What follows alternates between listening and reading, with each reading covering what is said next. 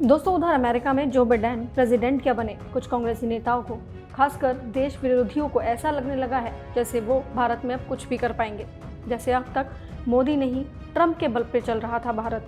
दरअसल दोस्तों, आज जम्मू कश्मीर में कांग्रेसी नेता जहांगीर सिरवाल ने कांग्रेस की विचारधारा को दिखाने वाला एक बड़ा ही विवादित बयान दिया है। उनका कहना है कि वो अमेरिका के नए राष्ट्रपति जो बिडेन की मदद से जम्मू कश्मीर में आर्टिकल 370 को वापस लागू करवाएंगे। साथ ही इस कांग्रेसी नेता जहांगीर सिरवाल ने कहा, मैं जो बिडेन और कमला हैरिस को जीत की बधाई देता हूँ। ये कोई व्यक्तिगत जीत नहीं है, ये एक विचारधारा की जीत है, ये एक लोकतंत्र की जीत है।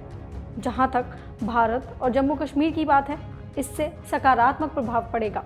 ये साफ है कि उनकी जीत से इस्लामोफोबिया में कमी आएगी। जो बिडेन के पुराने बयानों से लगता है कि वो भारत सरकार पर दबाव बनाएंगे और सरकार आर्टिकल 370 और 35A को वापस लागू करेगी। केंद्र सरकार ने जम्मू कश्मीर से अलोकतांत्रिक तरीके से आर्टिकल 370 को हटाया था।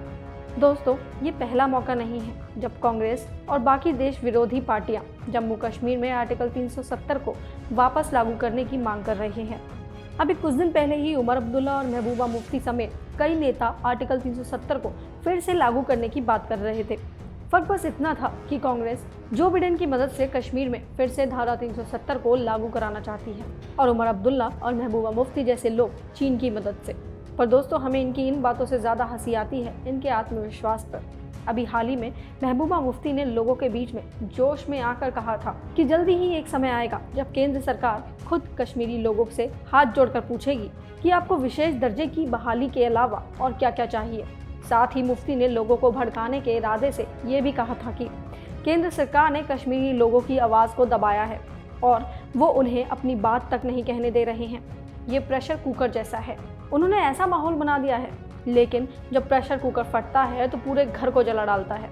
दोस्तों, उमर अब्दुल्ला और महबूबा मुफ्ती की तो चलो मान लेते हैं कि कश्मीर में रहकर राजनीति करते हैं, पर कांग्रेस का क्या?